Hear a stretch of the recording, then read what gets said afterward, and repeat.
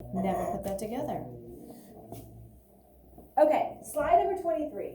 So we've talked about adaptations, why things might need to adapt, like if the environment changes or if the climate changes, and then a random variation just kind of randomly becomes something that's positive.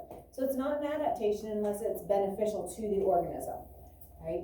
And so we're going to look at how do we know that there have been changes throughout history between the species. All right, so the first way is by looking at the fossil record. And so we're going to spend a lot of time this second half of the unit looking at the layers, not like layers of the earth, but like we're looking at the layers of the crust. All right, and so different fossils that are found within those layers. And we definitely see some change in those layers. We're going to also look at something called the geographic distribution. So how things are spread out. So you can see that there's similar environments that have, or similar areas that have different areas that have similar climates. Let's say it that way. So different places around the world are not close together, but they have similar climates, and you can see that there are organisms at those locations that have kind of some similar traits. Now, you see maybe a different tail.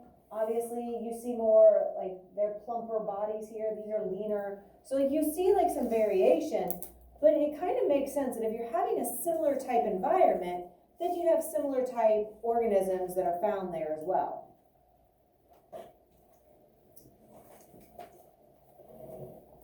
There is something called homologous body structures. You have seen this word probably in your vocab, and you're probably like, ooh, that's how you say it, homologous. That prefix homo, again, means same. Same, or in this case, similar. So there's similar type body structures. So the locations of certain bones, like you might not be able to see it on the outside, but if you look at the structure on the inside, you can see the similar arrangement. It's kind of freaky. So here's a human, a cat, a whale, and a bat. The shape of them are different, but the arrangement is still the same. At the very end, you have the phalanges, then you have the metacarpal, then you have the carpals, then you have the two bones, the radius and the ulna, and then you have the humerus. Kind of crazy, right? So even though the shapes are different, that you are getting the same type of arrangement, right, as you go. And they're kind of like color coded, so it's nice and easy to see. Do you have a question? No? Okay. So yeah, kind of crazy to think from humans to whales, bats, cats. Similar type body structures. This is even freakier. Similar or similarities in early development. So if we're looking at the early embryo stages of these four different organisms, a fish, a reptile, like possibly a snake, lizard, a bird, and a human. It's a little scary. No. You can't see much difference, can you? So you have early trying to show that even though we end up very different, there might be some related history millions and millions of years ago, how all of these things kind of look the same as they get started in life. You're saying I could be related to a fish? I'm not saying you personally, but someone. I don't know. I mean, like, what do you think? I just caught my cousin. You just caught your cousin. So, I mean, it does give you something to think about. It is a little freaky.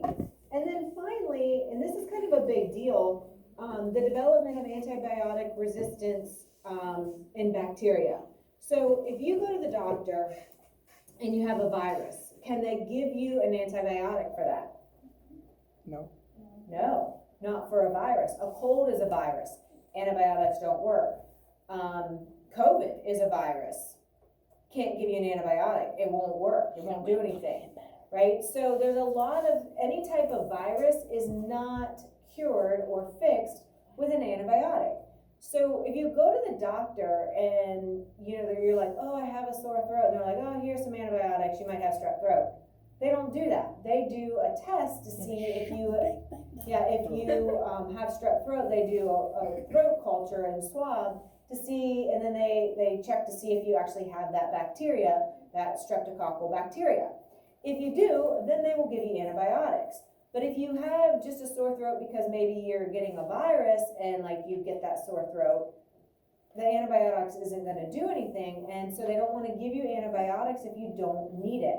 If you take more antibiotics than you need, the good bacteria in your body is gonna be affected one way or another, whether you need it or you don't need it. It's gonna wipe out, and that's why sometimes you get an upset stomach or you get queasy if you take antibiotics, because it's killing the good bacteria that's in your stomach as well. But it can also lead to bacteria that are resistant to antibiotics. So if a few random bacteria are not killed by the antibiotic, and they live and they reproduce and they pass that mutation or that difference, that gene telling them not to be affected by that drug, by that antibiotic, well then that becomes a new strain of bacteria that is resistant to that certain type of antibiotic. So we don't want to just give antibiotics all the time to everyone. If you have an infection or you have a bacterial infection, you need the antibiotic. And that's a different story. But if you don't have a bacterial infection, the antibiotics is not going to help it. And it's just going to lead to the possibility of these bacteria becoming resistant to, antibiotics, which we don't want to happen, obviously. So, and we'll talk more about mutations. So it's not like all the bacteria would be, resistant. But if you have a random mutation for certain bacteria and they are not affected or killed by the antibiotic, then that random mutation helps them survive, and they survive to reproduce, and then they pass that trait on. That random mutation then gets passed on sometimes to their offspring, and that can lead to a whole strain of resistant bacteria, which could be a problem. Okay. So here's some things that are going to support the idea that evolution has occurred and is still occurring. We see fossils, right? Which are the imprints or traces of prehistoric organisms. Right? Fossils are always pretty cool. People kind of get excited and like, oh yeah, it's kind of fun to learn about them. We're not going to learn like specific types of fossils. We're going to learn more about like how they're discovered, how they're found, maybe how to find out how old they are, that kind of thing. So we have this thing called the fossil record, and it's going to document the variation of species that have resulted from changes in the environment. All right, so we're going to be able to follow a line of fossils throughout history and see over time how they've changed, proving evolution. And it can give us insight into what was going on in the environment when those organisms died, because obviously we don't get to see their fossil remains until they are no longer living. Right, so most fossils are going to be found in sedimentary rock, right? So think back to 6th grade, I believe, when you guys did rocks. Does that sound right, 6th grade? Bless you. Did you do it with Mrs. Radel? Yeah. Yeah? Okay, so what are the 3 main types of rocks? Oh, like the 3 main categories. Sedimentary. Oh, wait. Igneous. Igneous and Gilbert? Igneous, sedimentary, and starts with an M. Metamorphic. Your hands are not up, don't answer. All 3 of us said it. So, Oh. thank you. Is that what you were gonna say too, girls? Awesome. Okay, so we have metamorphic, sedimentary, and igneous, okay? So sedimentary are formed when layers of salt, silt, clay, and mud are compacted and kind of cemented together. So sediments, right? We've talked about sediments, right? That's the small pieces that were blown away or transported through erosion, maybe created through weathering, and then get dropped during deposition. So this is like the dropping phase. So if the particles get dropped and then layers get put, on top of them, and then they get packed together, get real tight, you can get anything that died during that time period. It's going to lay on the surface, and then it gets covered up, and it gets compacted, and over time it can fossilize, right? Now, let's think about this real quick. Where do igneous rocks come from? And raise your hand if you think you know. Yeah, they're the volcanic rocks. They come from the lava, as that magma comes to the surface and becomes lava and then cools and hardens. So they're basically like that category of lava rocks. Okay? What about metamorphic? What do you think? Isn't it from like different rock layers, like layers of like earth machine down? It is. They're formed from the other two layers that get crushed because of pressure, and there's another thing that creates these metamorphic rocks. Heat, right? Heat and pressure form metamorphic rocks. So it's taking the sedimentary or the igneous, and because of heat and pressure, it kind of changes them into this metamorphic. So let me ask you this. Why don't we find fossils in metamorphic and igneous rocks? Why would we only find them in sedimentary? And this is where you need to use your common sense a little bit. Based on what we just said here, why are we only finding them in sedimentary? Gilbert, what do you think? Okay. Could be a little bit with the weakness, sure. I see your hand. I don't know, just put it down. James. It's hotter in the metamorphic and igneous, and it breaks down the bones. Okay, so it burns them up, right? You were talking about the pressure. Well, can't pressure also crush things?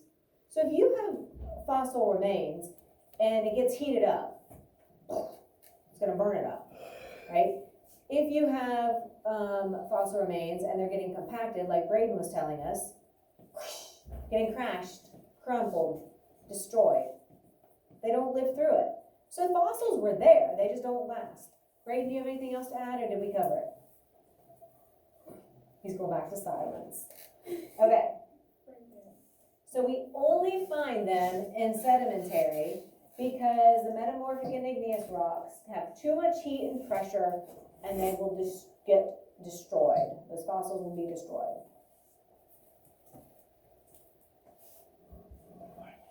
Again, a lot of kind of common sense and logic involved in this unit. What? So why am I so good at science? Oh no, it's terrifying. Okay, so this thing called the fossil index is gonna kind of show us like a little bit of a bigger picture, not just a fossil by itself, but kind of some more information about what's going on. So these fossil remains lived in particular geological ages. They can be used to define and help date certain rocks and rock layers in which it was found. So let's face it, if a rock is there and a fossil's there, they probably were there at the same time, right? So like the fossil, the organism died at the same time the rock was there. So you could imagine that the layer that the fossil is found in should be about the same age as the fossil itself. Pretty close, right? If we find fossils like all spread out, then we would know those organisms probably lived in lots of different areas. If we see fossils where they're just in one area, that particular organism probably only lived in that particular area, right? So we can get some general information just by kind of thinking about it logically. Also, if we know the time period when an organism was alive, then any rock within that fossil layer, in that rock layer, probably was deposited at about the same time. So if you know the age of the organism, you can date the layer of the rock. If you know the age of the rock, then you could probably date the fossil. So it kind of works both ways. Okay. And so there's certain fossils that are more helpful in this process than others. All right, and these are the ones that are used to define and identify different geological periods of time and ages of rock layers. All right, so there's some kind of requirements that are needed for a fossil to be considered in the fossil index, and that's what we're going to cover here in the next couple days. So for a fossil to be useful, it needs to be distinct and easily recognized. Like these are very easy to see what, like they look very, very unique, okay? It's not just like a blob, like, ooh, I think that's a fossil, but it's just kind of indistinct, like there's nothing spectacular or unique about it to help me distinguish it from something else, right? So we need ones that have kind of some distinction. They have to have wide geographic distribution, meaning they have to be found in a lot of different locations. So they can't just be found in one area. They have to be spread around in a lot of different areas for it to be useful. And a lot of times we'll call these sample locations or dig locations, because like if you have archaeologists that are digging in this spot and then they go and dig in this spot and then they go and dig in this location, all over the world, you're collecting data, or maybe even in one country, but spread all out, depending on how focused they are. But they have to be spread out in multiple locations. You can't just find them in one spot. They also have to live through a short period of time. So they have to have a wide range, but live only a short period of time. That means only found in one rock layer per sample. When we start looking at examples of these, it'll start making more sense. But these are the three main requirements that are going to help us distinguish what is what. Let's go ahead and stop there because our clocks are just a little off, so it could ring within the next 30 seconds-ish. The clock's bells are making me a little crazy, but that'll get us pretty good. So we'll pick up here tomorrow.